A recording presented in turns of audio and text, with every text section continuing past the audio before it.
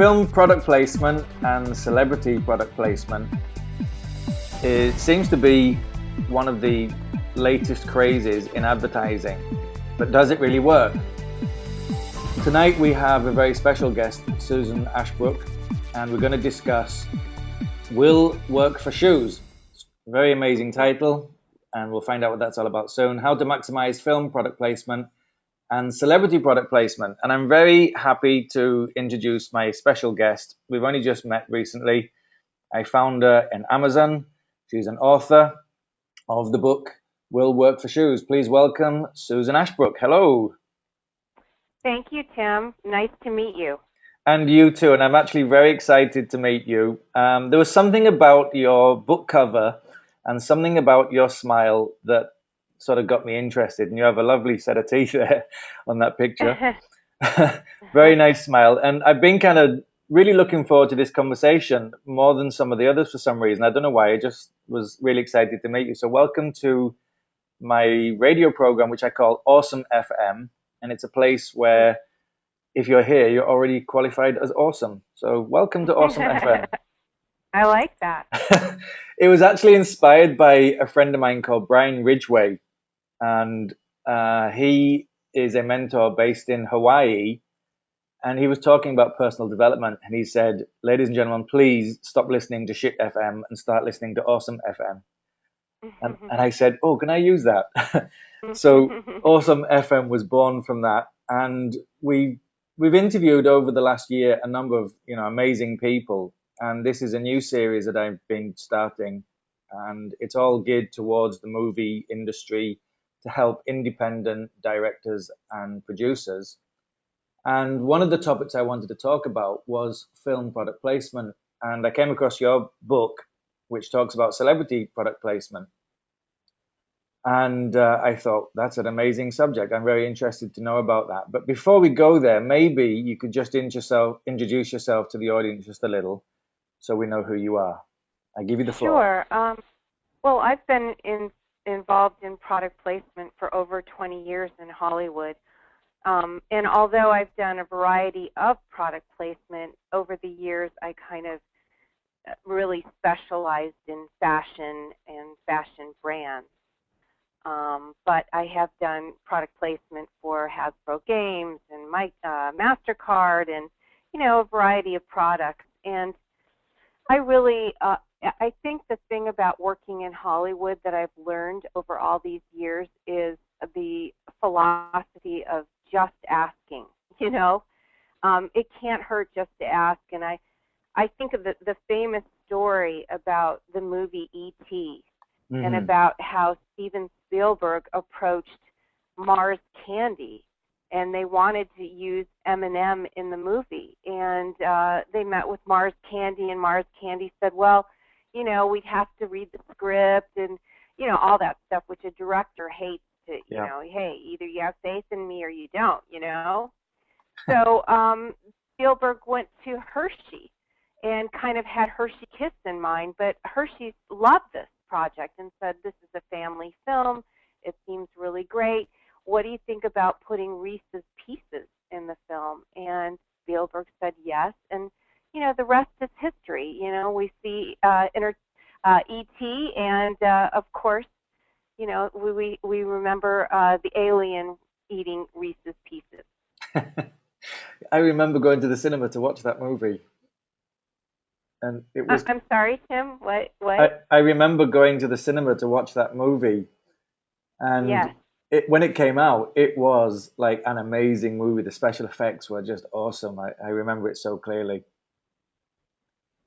Well, that is a classic example of how product placement can work. And you think of the James Bond movies. Well, those movies are incredibly expensive to film. They're filmed in exotic locations, and those movies are usually very much branded entertainment.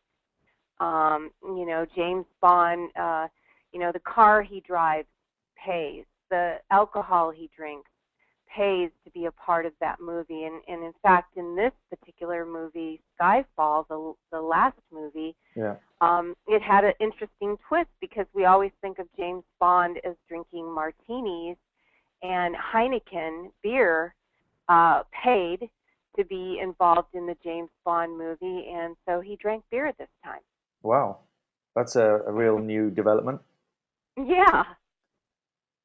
Cool. And so where are you right now? You're based in Florida, is that right? Or No, I actually am in Los Angeles, okay. and I founded a company called Film Fashion many years ago, and I was fortunate enough to sell it a few years ago, and I took some time off to write the book, Will Work for Shoes. Yeah. And my idea of the book was, after a little research, I realized that there wasn't a book out there that told you how to get in touch with a celebrity. And the Uh-huh. book really is just basic, simple facts about how to get your product in touch with a celebrity, how to outreach to a celebrity, how do you get in touch with a celebrity, and I give you all the steps. Amazing. You know, I was in LA about 6 years ago, and it was an interesting place. I wouldn't say it was my favorite city, but it was kind of um, a very interesting place. Do people really need to be in LA or the Hollywood area to be successful with movies and the stars and celebrities, or can it actually happen anywhere? Um, I think a lot of movie making does happen in Los Angeles. There is exceptions, of course, but I think a lot of it is easier to take meetings and make contact with people just socially, and we all like movies, so Yeah. you go to movie screenings and that sort of thing, and it is easier to meet people living in Los Angeles. Awesome. And what kind of, who have you met? Who have you worked with over the years? I've worked with over 5,000 celebrities over the years.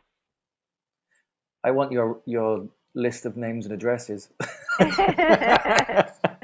Yeah. I remind myself that I am in the service business, and because my niche, my specialty is fashion, my role is to make celebrities look good.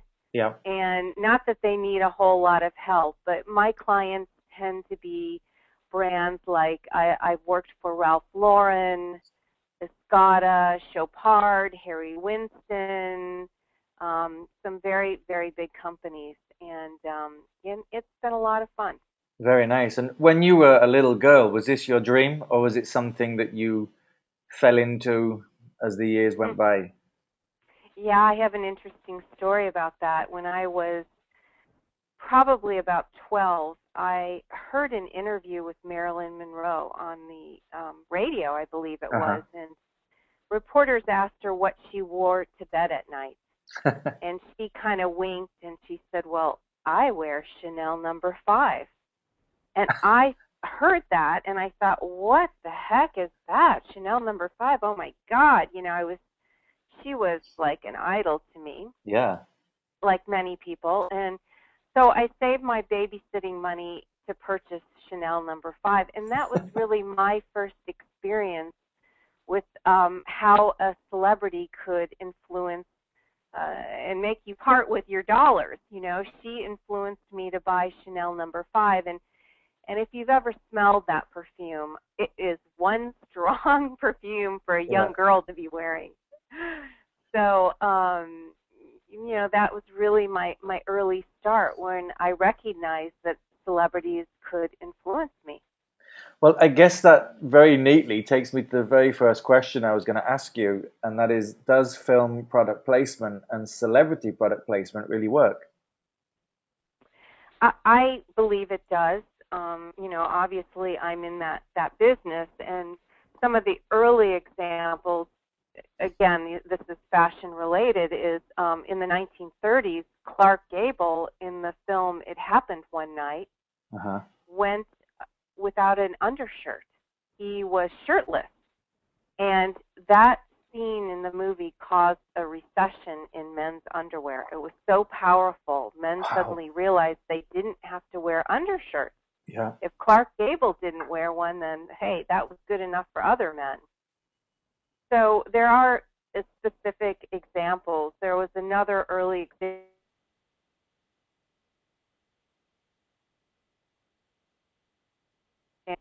And the costume designer in a film called Letty Linton designed a dress that focused on making her waist look small, Uh-huh. and she had kind of fluffy shoulder pads. And that was the first time women saw shoulder pads.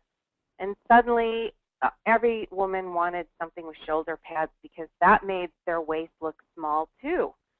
So these are very specific examples. Also, the hat industry.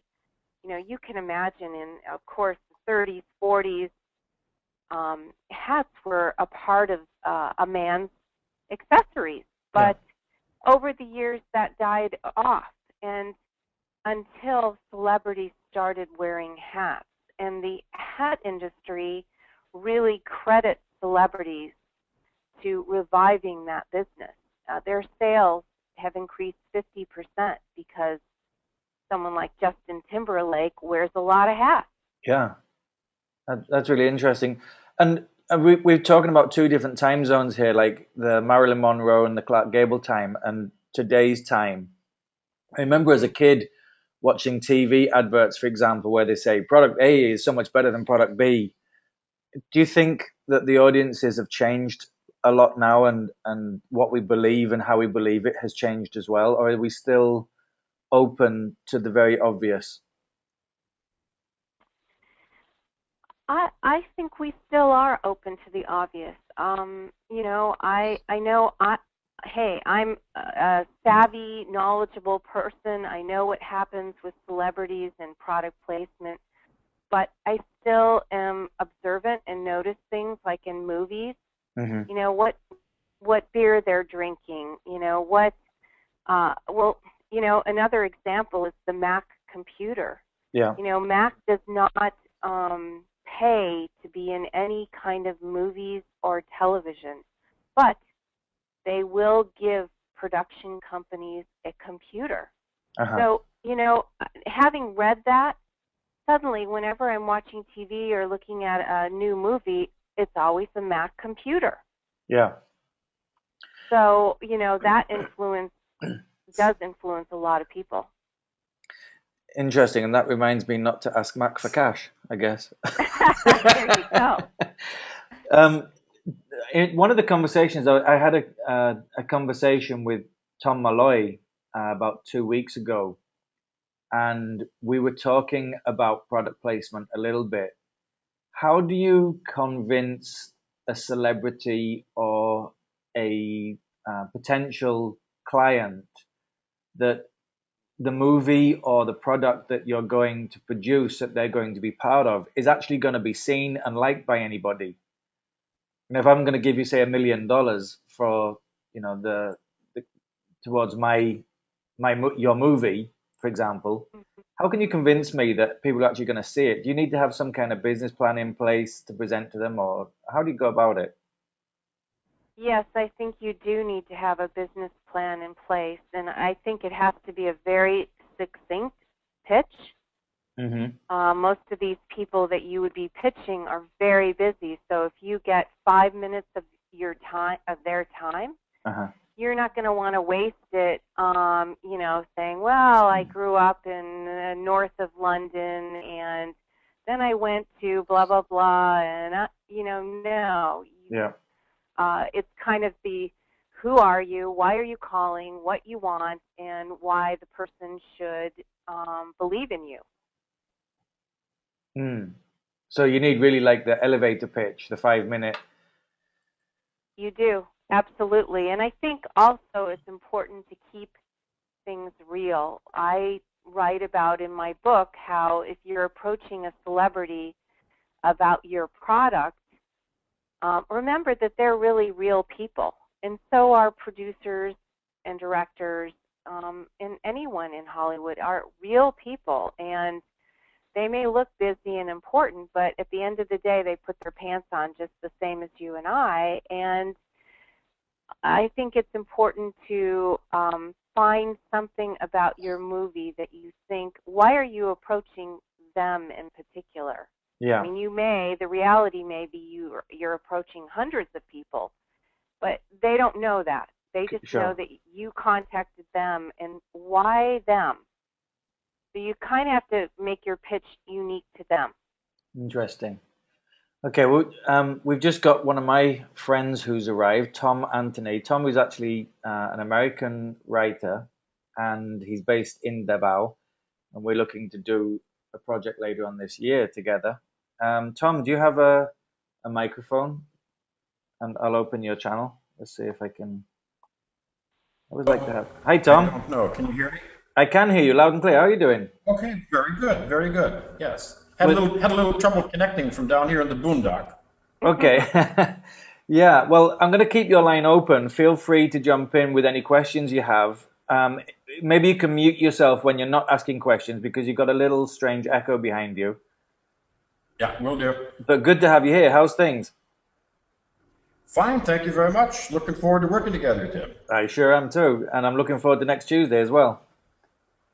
Okay, great. All right, well, feel free to jump in. Let's move on, Susan, to my next question. And I specifically wanted to ask you about product placement to help financing a film. Do you think product placement has a role in films these days? Yes, very much so. The cost of any movie is, as you know, is very, very expensive. So if you can incorporate getting something for free or getting someone to help finance your movie, you're ahead of the game. And I was thinking about the television series Sex and the City and the movies Sex and the City. And, you know, fashion wasn't a part of that series in the movie originally. But they hired a costume designer named Patricia Field, and she realized that she had four women characters that were very different, and that she could create their characters through what they wore.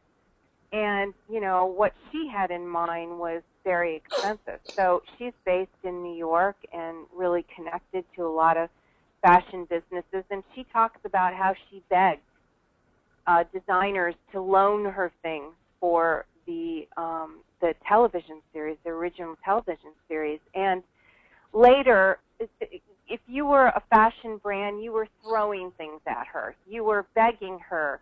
You were giving her things. So I think, you know, when you introduced Tom as a writer, I think as a writer, if you're working on a movie, you can write in brands, and those are the brands that you would go to, you know, to either get donations for your movie, or if let's say there's a briefcase in the movie that is key to the movie, then you have a chance of going to brands that make briefcases and saying, look, your briefcase could be a character in this film, but it'll cost you, you know, and I believe they will consider that. Interesting. And one of the questions I was going to ask you about that was, do we make product placement a subtle part of the movie, or does it work when it's like really in your face? Like, there were some movies that I know where it's really just over the top. Which is the most effective? You know, I really think it depends on the director. Some directors really don't care. You know, they don't care about, they know that product placement is a key part of the movie. They understand that that's how things get financed. It helps bring the cost down. And then there are other directors who, you know, consider themselves artists, and they won't be dictated by that. Yeah. So I think it really depends. But perhaps when you're writing it and you're pitching it, it's good to include it in the movie, because you never know where things will go, you know? Yeah, I was very inspired by Malcolm Spurlock's movie, The Greatest Movie Ever Sold. I don't know if you've had a chance to see Yeah. that, but I've watched it about 5 or 6 times, and very inspiring movie. I mean, I don't know if I'd want to make a movie quite like that, but I found his whole approach to be very interesting, and there were some very funny moments in the movie. Um, Mhm. but I guess product placement is here to stay, and celebrity I placement think is it here to is. stay. I mean, here in the U.S., there are various forms of product placement. I was watching the Olympics this past year, and there was something called guerrilla marketing that was involved. The athletes in the Olympics, the U.S. athletes are not, they're amateurs, so they're not allowed to accept any kind of payment or sponsorship. All right. Yet every athlete that you saw at the London Olympics were wearing Dr. Dre Beats headphones. And how that came about was he thought, well, I'm just going to take a house in London and invite the athletes to stop by, and if they want to stop by and pick up a free pair of headsets, I'll give them a free pair. Well, all the U.S. people were wearing them, and then pretty soon the other athletes from other teams, China, they wanted to stop by the house too and pick up their free headsets. And these were pretty awesome headsets. They're pricey, but the payback was tremendous. He got millions and millions and millions of dollars of free advertising before Olympic committee members recognized that, oh my gosh, all these athletes are wearing branded entertainment. No, they can't do that, Yeah. But it was too late then, How creative was that? Yeah. And I guess the cost to him as well was actually very low. So great, great creativity there. Very much so. Um, what are the benefits of product placement to everybody? Like the benefits to the movie director or the project director, the benefits to the audience, and the benefits to the celebrity. Well, I think we covered a lot of it. I think, it does cut down the cost of the movie. It contributes to the finance of the movie. For the celebrity, I think today's celebrity likes to be involved with particular products, and I look at an actor like Ashton Kutcher who has a huge Twitter following, and there are many brands that want him to be a part of their company. Like he is an officer in I don't know if you have these in the Philippines, but Pop Chips. No. He got some shares of that company so that he would Twitter about the potato chips. So, celebrities, there's a financial reward sometimes. If you've seen the commercials, I don't know if you have this as well, but William Shatner does these commercials for Priceline. Uh-huh. And Priceline approached William Shatner originally about doing the commercials, but they couldn't afford him. So they went back to him and said, well, listen, we'll give you some shares in the company if you'll do the commercial. And he said, okay, yeah, I'll do it. Now it's rumored he's made something like $60 million so far. Oh, wow, that's incredible. It's kind of a great story of bartering. And I think that is how you have to think of product placement now is you're bartering your services, your movie. In exchange, they're going to get something too. Yeah, in fact, that was actually going to be one of my next questions. Can you give us some examples of product placement? But that really worked. But that was, I think, a great example because there's no money up front involved for the company. And the more that William Shatner puts into it, the more results he gets by promoting the company. So it's really a win-win system. Yes. I like that. It's really cool. Um, Now, when we're talking about product placement of celebrities in our movies, presumably we can't just walk up to somebody and say, "Can you be in my movie?" or "Can you be in my project?" How do we go about approaching someone? What's the first steps? Well, this is the part, Tim, where I tell you have to buy the book, right? Yeah. Mhm. Well, I assume that you've developed it enough that you have a script that's ready to go, and you have a start date, and you would be approaching their agent initially. But there are actors that will take. I'm trying to think of an example for you where they take less money and they get more on the back end if a movie is successful. Hmm. Have you heard of that, Tim? No, I hadn't. So what you're saying is that they get a fee up front, but if everything does well, they get like a bonus at the end of it. Yes. Yeah, and their fee up front would be far reduced Yeah. than their normal fee because they like the movie, they think the movie could be a hit. So if it is in fact a hit, then they get points on the back end. Yeah. And traditionally, um, product placement is consumer goods, or is it any kind of good, any product? Traditionally, product placement is consumer goods. Mm-mm. And I don't have any statistics, and I don't know if you do, but does someone holding up something really make a huge difference to the sales? And like, let's say we get Justin Timberlake in, and he holds something. Does sales immediately increase like dramatically, or is it a slow build up, or how does it work normally? Yeah, well, again, I'm well versed in fashion. I think of I don't know if you're familiar with UGG boots, Tim. I've heard of them. I don't think we have them out here in the Philippines, but I've heard.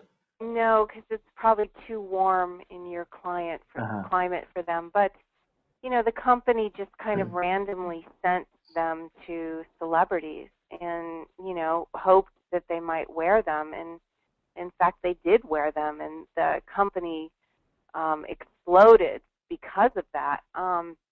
But I don't know exact statistics. I don't know. And that's actually an interesting ploy. Just sending stuff to celebrities and hoping that they wear it. That's kind of cool. Yeah, it is. I think it depends on the price point. If it costs you very little to make something, Yeah. then why not? It goes back to my philosophy: just ask. Why not? Try it. Yeah. But if your product is pricey, then you can't do that. You can't afford to do that. Yeah, I was going to say I'm okay if Ferrari want to send me a car. I don't mind. Yeah, yeah, exactly. And going back to something you've said twice now was about just asking. You mentioned it once at the beginning of the interview, and again now. I was actually having this discussion yesterday with Gina, who I spoke about earlier, and I was actually saying how surprised I was that so many people like yourself just were very happy to come become part of this series of interviews and discussions. And she said to me, "Well, you had the courage to ask. Mm. How important is it just literally asking someone, would you mind doing this for us, or can you wear this product, or during the next interview or something?" I've made a career of it, Tim, so Yeah. I can tell you it works. You have to do a lot of asking, but I was told by a record executive who is a dear friend of mine that he shared that very early on in his career he learned just to ask. It hurts no one. All they can do is say no. Correct.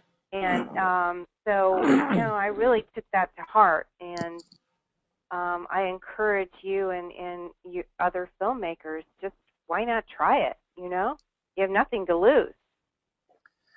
No, absolutely. And I've been doing some asking recently, and I got some great results. We're just about to do a movie launch next Tuesday, And I approached a few people and said, "Can you help me out with some cash as sponsors? We're going to give them booths," and they were very willing to join us. And it was Mhm. just a matter of asking. Mhm. And then that takes me to our next question. As a matter of asking, how do we put together a product placement proposal? Is it a one sheet of paper? Is it a 20-page document? What does it take?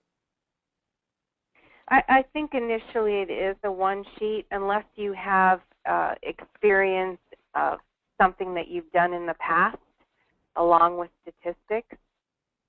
But if you don't, I think it's just a one sheet. We talked about earlier about the company Red Bull Mm-hmm. and how they had been approached by a lot of sporting events, basically to give away product, and in exchange they would get film from these sporting events. And Red Bull thought, well, gee, we're giving it away anyway. Why don't we do our own filming?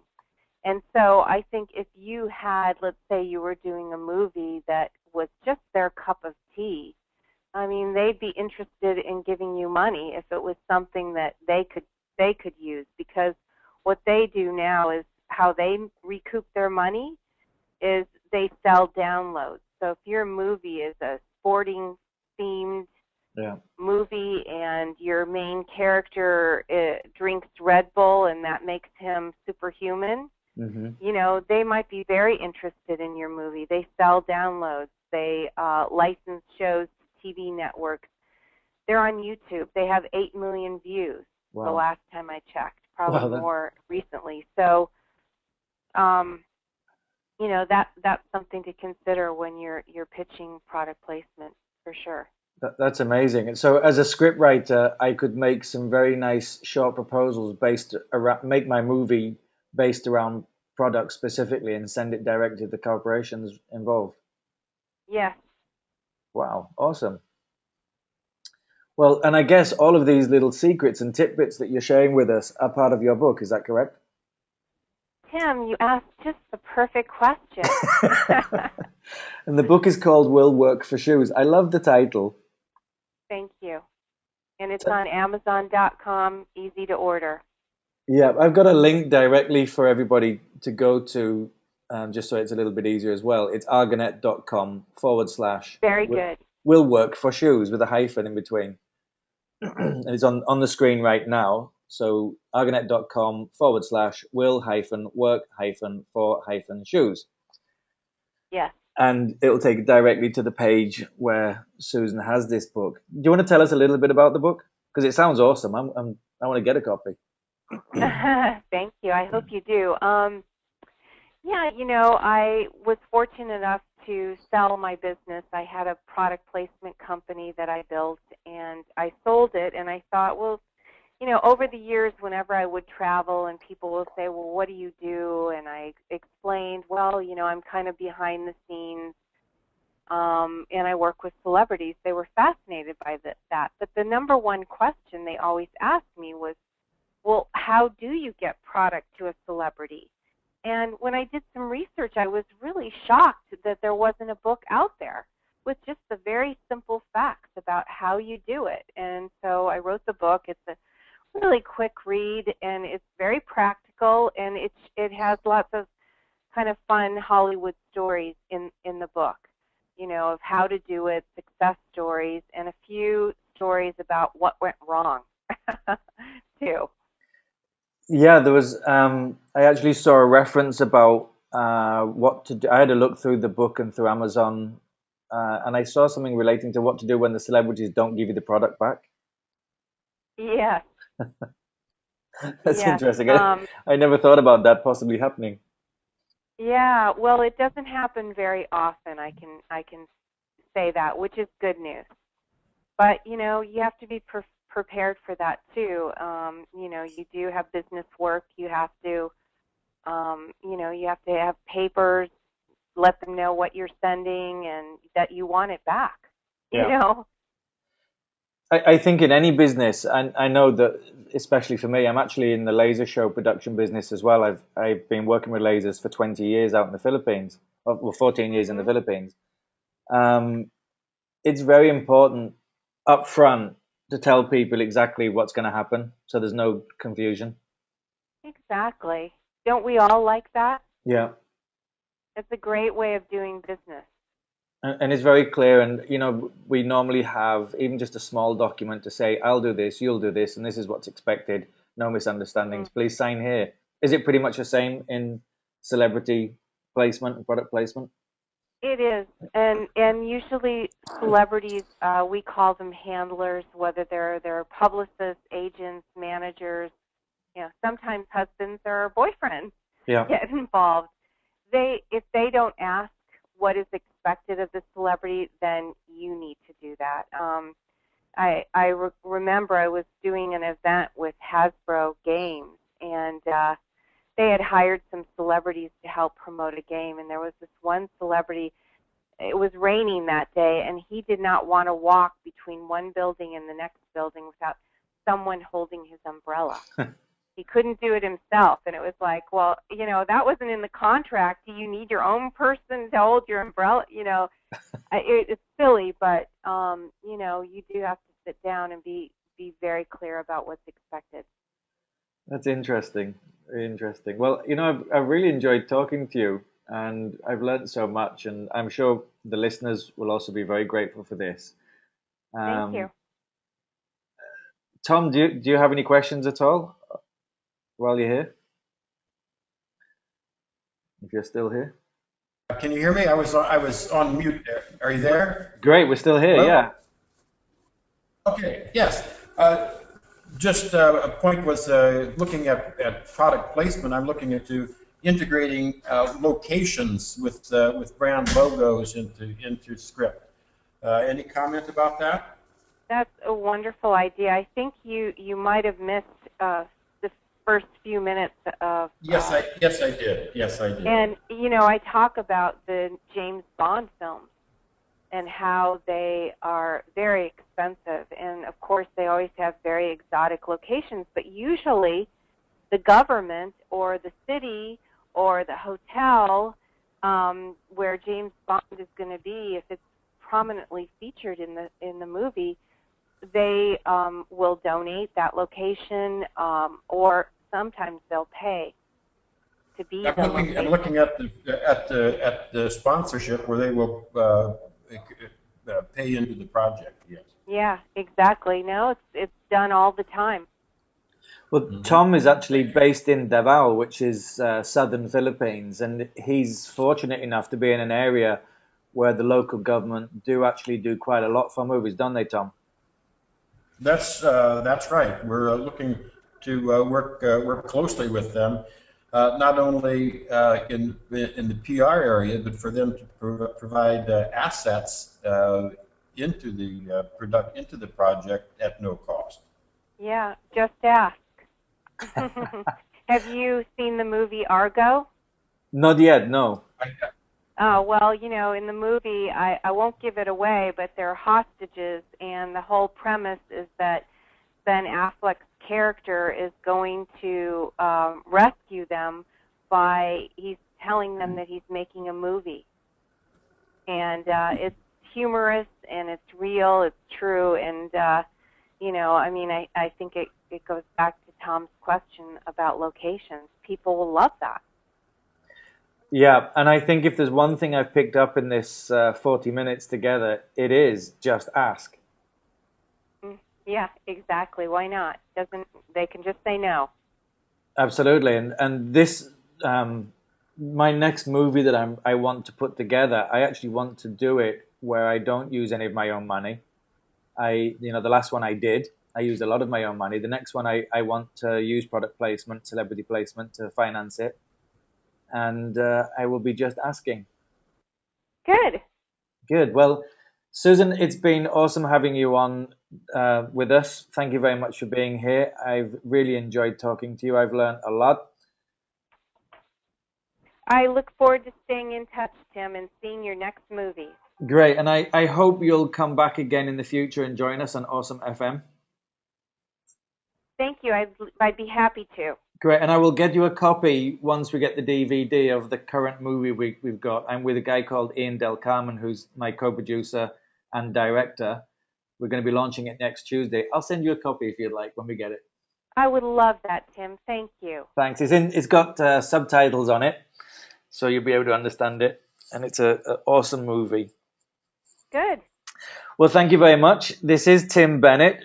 We have been live in discussion with Susan Ashbrook, and she has the book Will Work for Shoes. It's an exciting read, I think, and I'm certainly going to go and get my copy. Thank you all very much for joining us. Thank you, Tom, for being here as well. Thank you for Jane, always supporting me. This is Tim Bennett. You've been part of Awesome FM. We've been talking to Susan Ashbrook about film product placement.